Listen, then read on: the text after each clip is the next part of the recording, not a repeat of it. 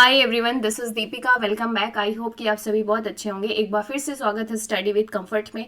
और आज हम डिस्कस करने वाले हैं कंपैरेटिव पॉलिटिक्स का एक और important topic, that is political development. Exam point of view से इम्पॉर्टेंट है, ये आपको पता ही होगा।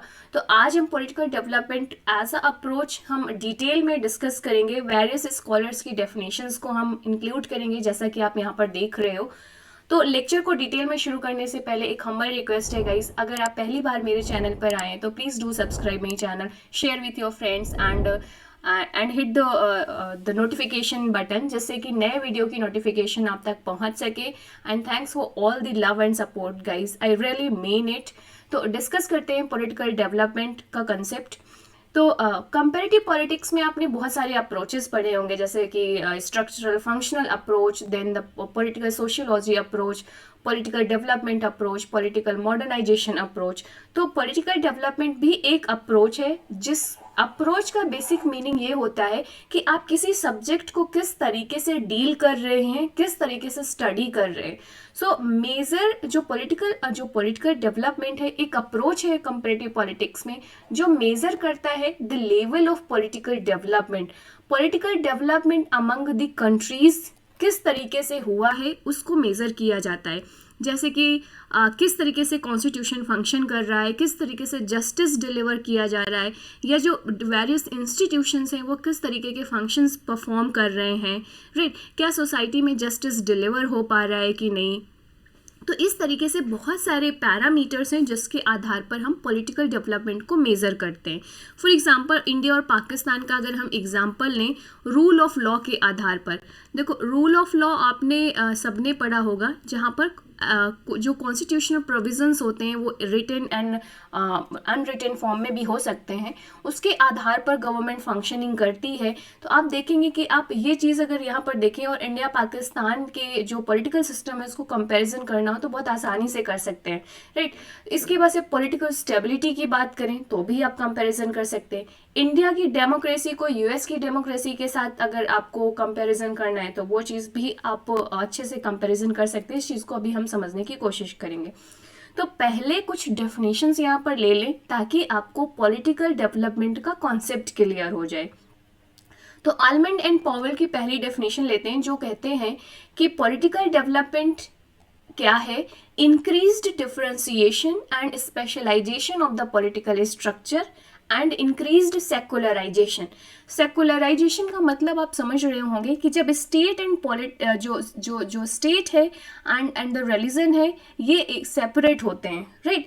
इन जो स्टेट है उसको रिलीजन में इंटरफेरेंस नहीं होता है, ओके, तो वो होता है सेकुलरिज्म।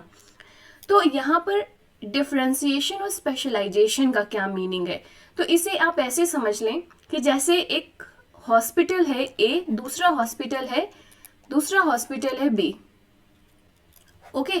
तो हॉस्पिटल ए पर आप जाते हो तो वहां पर एक ही डॉक्टर है जो हर तरीके की डिजीज को ट्रीटमेंट दे रहा है, जबकि जो हॉस्पिटल बी है आप वहां जाते हो तो वहां पर हर एक डिजीज के लिए एक अलग एक मतलब एक्सपर्ट डॉक्टर बैठा हुआ है। आंख नाक कान के लिए अलग बैठा हुआ है, कैंसर के लिए अलग बैठा हुआ है, आपको हार्ट प्रॉब्लम है उसके लिए अलग बैठा हुआ है। तो इस तरीके से वहां पे एक एक्सपर्ट बैठा हुआ है। तो यही चीज़ होता है पॉलिटिकल सिस्टम में, मतलब जो differentiation and specialisation of the political structure, मतलब जैसे for example women related issues हैं उसके लिए एक अलग इंस्टीट्यूशन है, for example women ministry.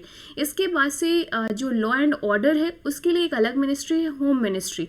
Defence ministry अलग है जो नेशनल सिक्योरिटी एंड ऑल पर ध्यान देगा।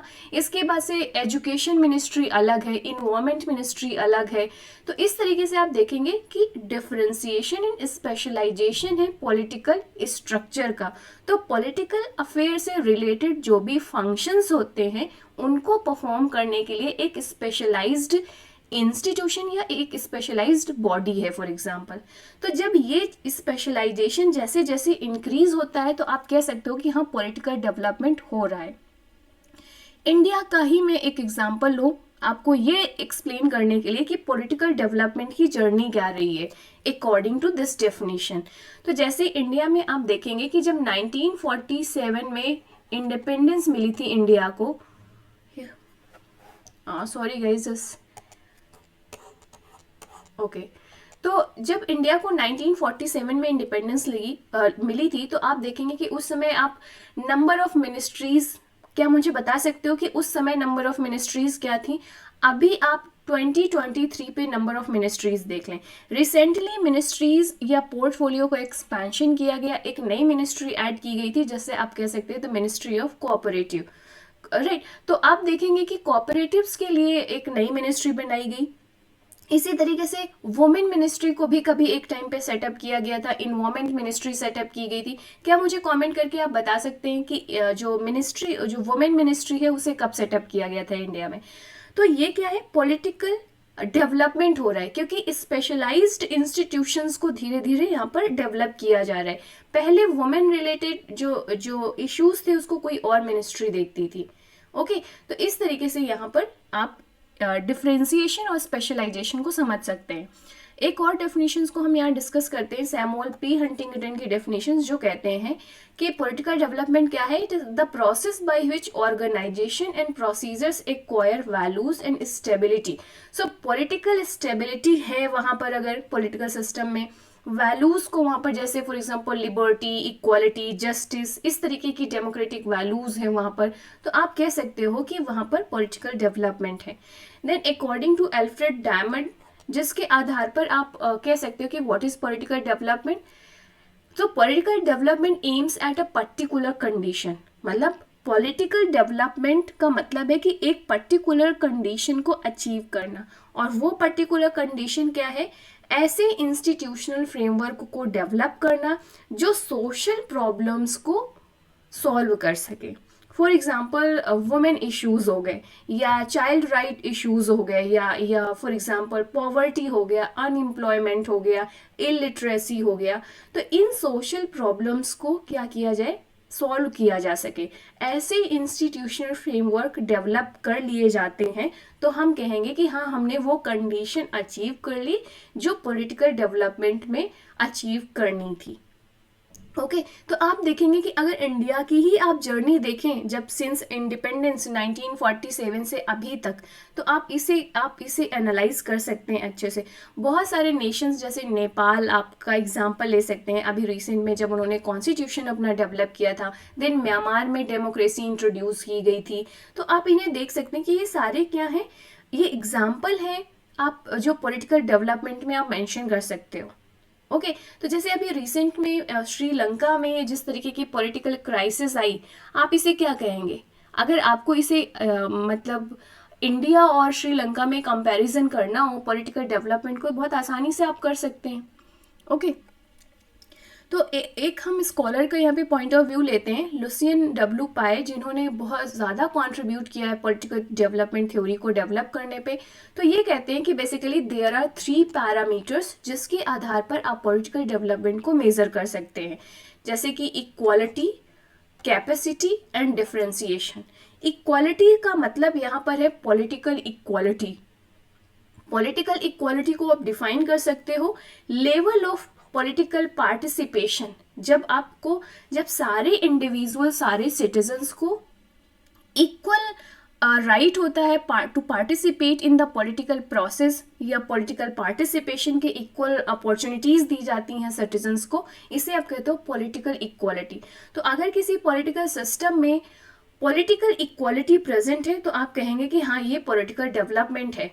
एक एग्जाम्पल लेते हैं, जैसे मान लीजिए वोट करने का अधिकार, जो इलेक्शन में पार्टिसिपेट करने का, गवर्नमेंट बनाने का, इलेक्शन लड़ने का, ये जैसे इंडिया में आप देखेंगे सभी को है। तो यहाँ पर क्या कहेंगे आप? इसे पॉलिटिकल डेवलपमेंट है यहाँ पर। सेकंड पैरामीटर है कैपेसिटी। कैपेसिटी का मतलब है capacity of the state, right, to enforce the laws. अब जब लॉज का इन्फोर्स करोगे किसने? To maintain the law and order. तो अगर स्टेट के पास ये कैपेसिटी है to enforce the laws, to maintain the law and order, तो आप कहेंगे कि हाँ, यहाँ पर पॉलिटिकल डेवलपमेंट हो चुका है। इंडिया में आप देखें, अब इंडिया और पाकिस्तान में डिफ्रेंशिएट कर सकते हैं यहाँ पर। अभी रिसेंट में आफ्टर जो पॉलिटिकल क्राइसिस आई, उस समय आप देखेंगे कि क्या श्रीलंकन गवर्नमेंट के पास ये पावर थी कि वो लॉ एंड ऑर्डर को इन्फोर्स कर सके? नहीं थी ना उस समय कैपेसिटी, जो पॉलिटिकल क्राइसिस डेवलप हुई थी। ओके तो इस तरीके से आप पाकिस्तान पे भी देख लें कि इस तरीके के वहाँ पर वीक इंस्टीट्यूशंस होते हैं, जो इंस्टीट्यूशंस है उनकी जो फंक्शनिंग है बहुत वीक है, क्योंकि मिलिट्री का इंटरफेयर रहता है, तो रूल ऑफ लॉ नहीं रहेगा, कॉन्स्टिट्यूशन के आधार पर गवर्नमेंट वहाँ नहीं चलती है, तो वहाँ पर आप देखेंगे कि पॉलिटिकल डेवलपमेंट का कंक्लूजन आप निकाल सकते हैं। डिफ्रेंसिएशन मतलब फंक्शनल स्पेशलाइजेशन, कि हर एक मुद्दे के लिए, एक मैटर के लिए एक स्पेशलाइज्ड बॉडी है। For example women issues, education हो गया, हेल्थ हो गया आपका। ओके तो इन सारे जो मैटर्स हैं उनसे डील करने के लिए एक स्पेशलाइज्ड बॉडी है, राइट। तो इसे आप कहेंगे डिफ्रेंसिएशन। ये उसी तरीके से जैसे कि हम हॉस्पिटल का एग्जाम्पल ले रहे थे, hospital A and hospital B. तो जैसे आप देखेंगे प्लानिंग के लिए हमने पहले प्लानिंग कमीशन बनाया था इंडिया में, देन नीति आयोग हमने बनाया, इसके बाद से आप फाइनेंस कमीशन है, इसके बाद से आप ह्यूमन राइट कमीशन है। तो इस तरीके से स्पेशलाइज्ड बॉडी है to deal with the special matter. तो इन पैरामीटर्स के आधार पर स्टेट को कहा जाता है it is a soft state. क्यों? क्योंकि यहाँ पर जैसे पॉलिटिकल इक्वालिटी तो आपको देखने को मिलेगी कि हाँ है, सबको पॉलिटिकल इक्वालिटी दी गई है, फंडामेंटल राइट्स में मेंशन है चीज़ें, लेकिन जब कैपेसिटी की बात आती है तो वो थोड़ी वीक पड़ती है to enforce the laws, to maintain the law and order, right. तो अभी थोड़े से हमारे इंस्टीट्यूशंस उतने स्ट्रॉन्ग नहीं हैं as compared to the European countries या वेस्टर्न सोसाइटीज़ जो डेवलप्ड सोसाइटीज़ हैं, और इसीलिए कहा जाएगा ये बायस्ड मॉडल है। अभी हम इसे डिस्कस करेंगे क्रिटिसिज्म में। और फंक्शनल स्पेशलाइजेशन के आधार पर जज करें तो ये भी धीरे धीरे जर्नी हमारी बढ़ी है। जैसे कि अभी हमने कुछ मिनिस्ट्रीज़ को एक्सपैंड किया है, कुछ सेपरेट फंक्शन के लिए अलग अलग मिनिस्ट्रीज़ हमने बनाई है, डेवलप किया है फ्रॉम टाइम टू टाइम। जैसे जैसे हमारे रिसोर्सेज बढ़ते गए, पॉलिटिकल डेवलपमेंट होता गया, उस तरीके से पाकिस्तान को इस आधार पे कहा जाता है फेल्ड स्टेट। चाहे वो पॉलिटिकल इक्वालिटी के आधार पर हो, चाहे वो कैपेसिटी, चाहे डिफरेंशिएशन, ये तीनों पैरामीटर्स पे उतना या यू कैन से दैट ना कि खरा नहीं उतरता है जैसे इन कंपैरिजन टू इंडिया, तो इसे हम कहेंगे फेल्ड स्टेट। तो इस आधार पर हम स्टेट के पॉलिटिकल डेवलपमेंट को मेज़र करते हैं। तो हम देखेंगे कि जो मार्क्सिस्ट हैं वो चैलेंज करते हैं पॉलिटिकल डेवलपमेंट को, कहते हैं कि जो पॉलिटिकल डेवलपमेंट है ये एक बायस्ड मॉडल है। क्यों बायस्ड मॉडल है? क्योंकि ये जो डेमोक्रेटिक सिस्टम है, जो वेस्टर्न डेमोक्रेटिक सिस्टम है, उसको आइडियल टाइप ऑफ सिस्टम मानते हैं, और वेस्टर्न डेमोक्रेटिक सिस्टम को आइडियल सिस्टम मानकर दूसरे कंट्रीज़ के पॉलिटिकल सिस्टम को इससे कंपैरिजन कर रहे हैं। और दूसरे जो नेशन स्टेट हैं उन पे ये रेस लगी हुई है कि वो अपना political system western democratic societies के बराबर लाएं, तभी उनका सिस्टम पॉलिटिकल डेवलपमेंट जो डेवलप्ड पॉलिटिकल सिस्टम कहलाएगा। तो मार्क्सिस्ट कहते हैं कि इस आधार पर तो फिर तो चाइना को डेमोक्रेसी की तरफ मूव करना चाहिए। जब तक चाइना डेमोक्रेसी की तरफ मूव नहीं करेगा, चाइना का जो पॉलिटिकल सिस्टम है वो डेवलप्ड पॉलिटिकल सिस्टम नहीं है। तो ये कहते हैं कि ये बायस्ड है, ये सबसे बड़ा इसका क्रिटिसिज्म रहेगा। अभी हम इसे देखेंगे। तो इस तरीके से ये कहते हैं कि हमें नए पैरामीटर्स की ज़रूरत है, जैसे कि हम कंट्रीज़ के बीच के जो पॉलिटिकल सिस्टम है उसको कंपेयर कर सकें सही तरीके से, वो बायस्ड ना रहे जैसे कि ये है। तो बाद में कुछ पॉलिटिकल सिस्टम कुछ पैरामीटर्स डेवलप किए जाते हैं, जैसे पॉलिटिकल मॉडर्नाइजेशन, पॉलिटिकल कल्चर, ये डिफरेंट अप्रोचेज़ हैं, हम इनको सेपरेट वीडियो में कवर करेंगे। Okay, so concept of political development को अगर और थोड़ा बहुत डिटेल में आप लिखना चाहते हैं तो इसको लिख सकते हैं कि कई सारे डिफरेंट डायमेंशन से आप इसे समझ सकते हैं, जैसे geographical dimension. Okay, so politics of the developing countries जो थर्ड वर्ल्ड कंट्रीज़ हैं, जैसे Asian countries, African countries, Latin American countries. Okay, तो इस सेंस में जब हम स्टडी करते हैं politics of these countries, okay, तो हम इसे कहते हैं study of the political development. और हम इसे कंपैरिजन किससे करते हैं? जो आइडियल मॉडल होगा, और आइडियल मॉडल कौन होता है? जो वेस्टर्न सोसाइटीज़ के मॉडल हैं। तो अब जियोग्राफिकल सेंस में अगर इसे समझना है तो समझ सकते हैं। डेरिवेटिव्स के रेफरेंस में समझना है तो कुछ कॉन्सिक्वेंसेस कॉन्सिक्वेंसेस मतलब परिणाम, जैसे इंडस्ट्रियलाइजेशन, अर्बनाइजेशन, कुछ ऐसे हमें जो एम है वो हमें अचीव कर लेने चाहिए, ऐसी प्रोसेस कंप्लीट होने चाहिए, मतलब वैल्यू अचीव कर लें जिसके आधार पर आप पॉलिटिकल डेवलपमेंट कंसीडर कर सकते हैं। देन नेक्स्ट है टेलियोलॉजिकल। टेलियोलॉजिकल का मतलब होता है एम या गोल या पर्पज आप कह सकते हो। तो एक पर्टिकुलर पर्पज होता है, अगर हम उस पर्पस या गोल को अचीव कर लें तो आप कहेंगे कि पॉलिटिकल डेवलपमेंट है। जैसे कि डेमोक्रेसी, अगर किसी कंट्री में डेमोक्रेसी को इंट्रोड्यूस कर दिया जाए तो हम कहेंगे कि वहाँ पे पॉलिटिकल डेवलपमेंट हो गया है। जैसे फॉर एग्जांपल नेपाल में हमने कॉन्स्टिट्यूशन इंट्रोड्यूस किया, हमने म्यांमार में डेमोक्रेसी को इंट्रोड्यूस किया गया था, तो हम कहेंगे कि वहाँ पॉलिटिकल डेवलपमेंट हो रहा है। Then political stability, legitimacy, identity, distribution, integration, तो ये कुछ फैक्टर्स हैं, कुछ गोल्स हैं जिनको अचीव कर लेने से हम ये कहते हैं कि वहाँ पर पॉलिटिकल डेवलपमेंट हो रहा है। उस किसी पॉलिटिकल सिस्टम का स्टेटस का पता लगा सकते हैं कि कितना डेवलपमेंट हुआ है, वहाँ पर पॉलिटिकल डेवलपमेंट कितना हुआ है। ओके, फंक्शनल के सेंस में बात किया जाए तो पॉलिटिकल कुछ आइडियल टाइप ऑफ जो मॉडल है उनके कुछ कैरेक्टरिस्टिक होती हैं, जैसे कि मॉडर्न इंडस्ट्रियल सोसाइटीज़, जैसे कि यूरोपियन कंट्रीज़ या अमेरिका हो गया फॉर एग्जांपल, तो इनके पॉलिटिकल सिस्टम की कुछ बेसिक कैरेक्टरिस्टिक्स हैं, उसके आधार पर हम मेज़र करते हैं अदर जो पॉलिटिकल सिस्टम्स हैं, इनके आधार पर हम मेज़र करते हैं कि वहाँ पर पॉलिटिकल डेवलपमेंट अचीव किया गया कि नहीं, या क्या स्टेटस है पॉलिटिकल डेवलपमेंट का। तो ये थे कुछ basic understanding about the political development. Criticism अगर हम देखें यहाँ पर क्रिटिकली इवेलुएट करने को अगर आता है तो आप लिख सकते हो, जो हमने अभी मार्क्सिस्ट का पॉइंट ऑफ व्यू लिया था ना, कि मार्क्सिस्ट कहते हैं कि जो पॉलिटिकल डेवलपमेंट है ये बाइज्ड मॉडल है।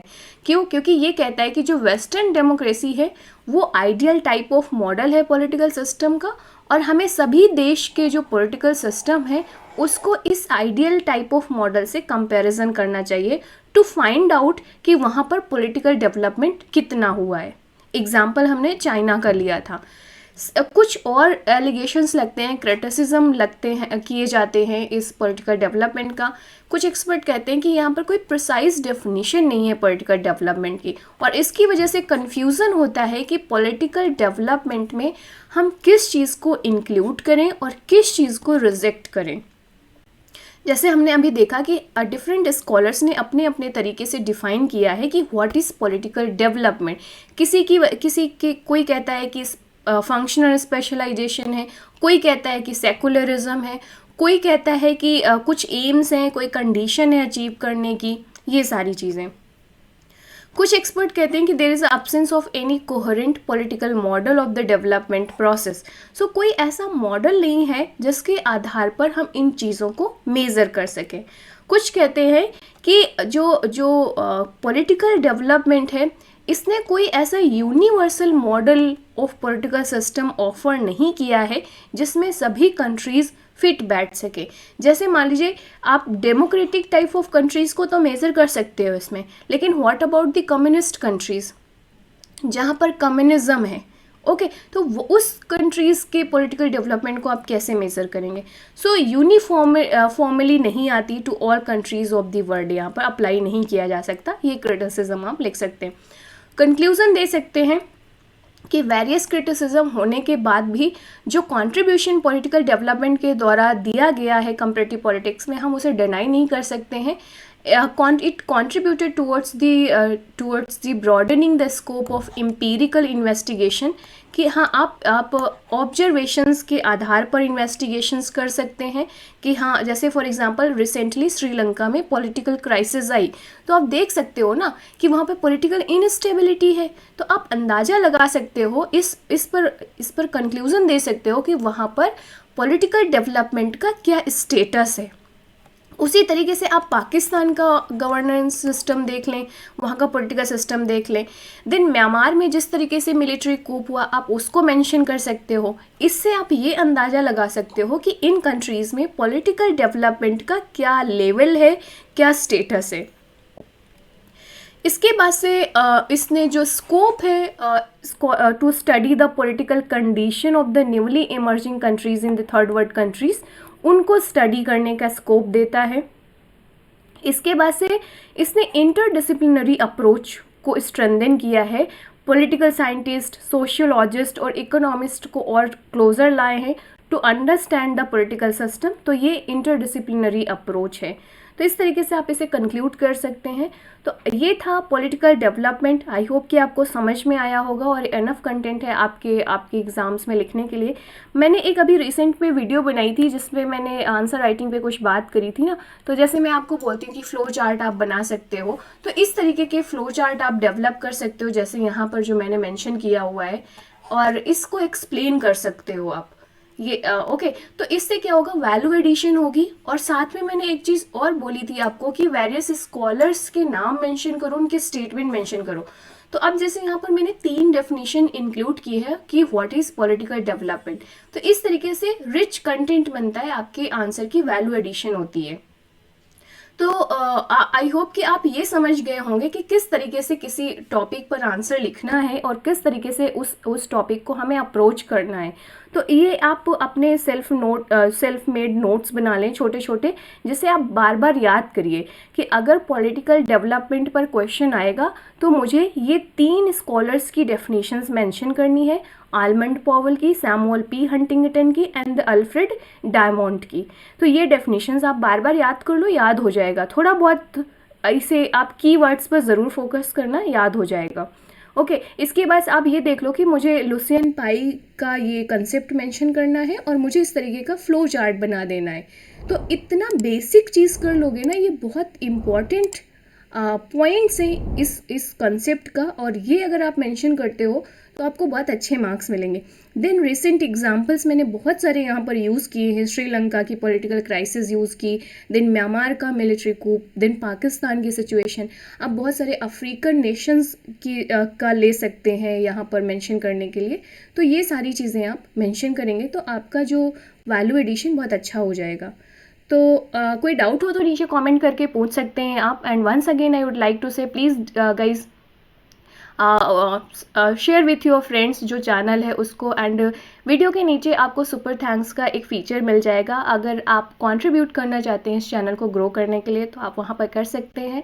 And yes, see you in the next video. Bye bye, take care, keep learning, keep exploring.